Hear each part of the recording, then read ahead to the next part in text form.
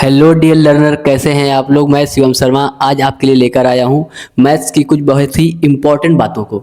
Important बात इस sense में है कि जब भी आप किसी मैथ्स के चैप्टर को शुरू करते हैं तो ज़्यादातर बच्चों के मन में डाउट्स रहता है कि हम क्या इस चैप्टर को पूरी तरह से समझ पाएंगे, और अगर समझ पाएंगे तो क्या मैं इसके सारे क्वेश्चन सॉल्व कर पाऊंगा। तो इन सभी डाउट्स को मुझे लगता है क्लियर करना चाहिए, क्योंकि चैप्टर्स तो अच्छे खासे हैं और ढेर सारे आपको एग्जाम्पल्स भी मिलेंगे, क्वेश्चंस भी मिलेंगे। लेकिन इन सभी को समझने से पहले मुझे लगता है कि आपको अपने माइंडसेट को अच्छे से सेट करना चाहिए।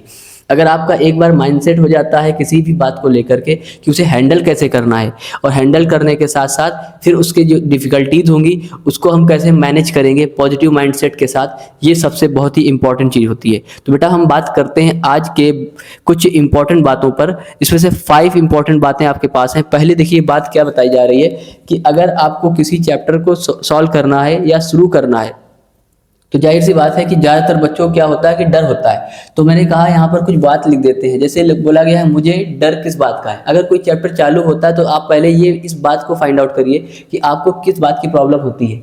जैसे कि ज़्यादातर बच्चों को लगता है कि फॉर्मूलाज ज़्यादा हो जाते हैं, इस वजह से दिक्कत हो जाती है। अगर आपकी ये प्रॉब्लम है तो आप फॉर्मूले डायरेक्ट मत याद करिए, उसके पीछे आप पहले कॉन्सेप्ट समझिए। कॉन्सेप्ट समझने के बाद आप उसको अच्छे से मैनेज कर सकते हैं। अगली बात करते हैं, अगर आपको कॉन्सेप्ट समझ में नहीं आता है तो आप उसके एग्जाम्पल्स पे पहले फोकस करिए। उसके रियल लाइफ एग्जाम्पल्स को आप जब समझेंगे तब आपको उसकी इंपॉर्टेंस का पता लगेगा।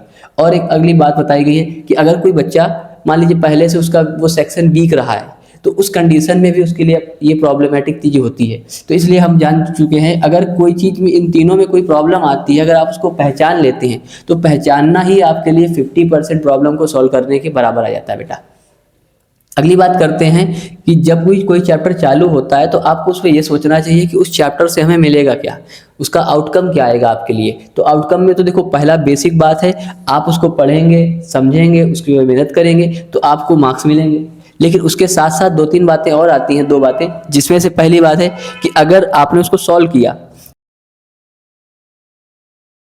बेस है वो मजबूत हो जाएगा।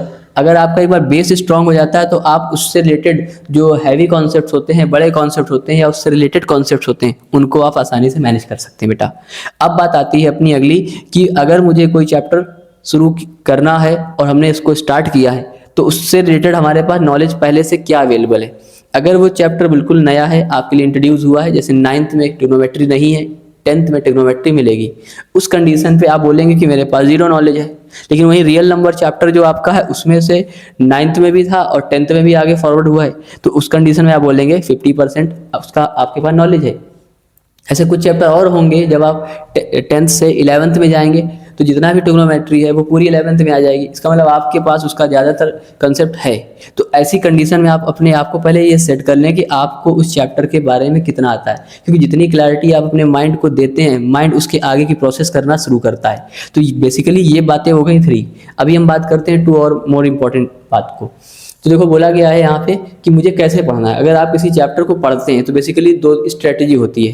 पहली स्ट्रेटजी ये कहती है कि आप पहले उसके कॉन्सेप्ट को समझें, और कॉन्सेप्ट को समझने के बाद उससे रिलेटेड एग्जाम्पल्स पे काम करें, और एग्जाम्पल्स के बाद उसकी आप ढेर सारी प्रैक्टिस करें। तो ऐसे मेथड्स में आपको कॉन्सेप्ट का मतलब यहाँ फॉर्मूला हो सकता है, फिर उससे रिलेटेड आप एग्जाम्पल्स करेंगे बेटा। लेकिन इसका अपोजिट भी कई बार किया जा सकता है कि कई बार आप अगर एग्जाम्पल्स को समझ लेते हैं तो उससे रिलेटेड जो उसके कॉन्सेप्ट हैं वो आपको समझ में आ जाते हैं। तो जैसे कुछ चैप्टर्स होंगे, मिलेंगे आपको ऐसे जिनमें आप एग्जाम्पल्स के थ्रू कॉन्सेप्ट को समझ सकते हैं, वो ईजी रहता है। और कुछ ऐसे मिलेंगे जिसमें कॉन्सेप्ट्स के बाद एग्जाम्पल जाएंगे, वो इजी रहता है। इसलिए मैथ के कुछ चैप्टर्स में अपने आपको अप्रोच बदलनी पड़ेगी। इस अप्रोच को बदलने के लिए आपको ये 2 मेथड्स का अप्लाई करना पड़ सकता है।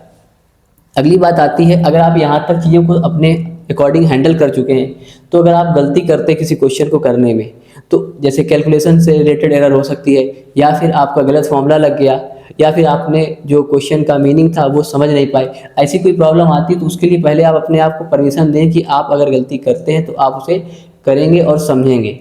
बट रिपीट बार बार नहीं करेंगे। तो परमिशन दें कि गलती करेंगे, क्योंकि जब आप मिस्टेक्स करते हैं तो उससे आप कुछ नई चीज़ें और सीखते हैं कि वो गलतियाँ आपको दोबारा दोहरानी नहीं है, क्योंकि उससे क्वेश्चंस का मीनिंग बदल जाता है या उससे क्वेश्चन का आंसर निकल नहीं पाता है। इसी के साथ अगर बात करते हैं, अगर आप मैथ्स में या किसी भी सब्जेक्ट में अगर आप डरते रहेंगे, गलती नहीं मतलब गलती करने से डरेंगे, तो उस केस में क्या होगा कि आप सीख नहीं पाएंगे। तो बेटा सीखने के लिए गलती करना पड़ेगा और गलती को बस दोहराइए मत, ये एक बेसिक कॉन्सेप्ट है। अब बच्चों बात करते हैं कि आपने जो वीडियो अभी तक देखे होंगे, जितने भी आए हैं, मैंने आप लोगों के सभी के प्यारे प्यारे कमेंट्स पढ़े, मुझे बहुत अच्छा लगा और मैं उम्मीद करता हूं कि इसमें भी आप मुझे अपना सजेशन देंगे और मुझे चैप्टर बताएंगे कि अब आपको कौन सा चैप्टर पढ़ना है, आपके लिए क्या टफ लगता है। मुझे आपके कमेंट्स का इंतज़ार रहेगा।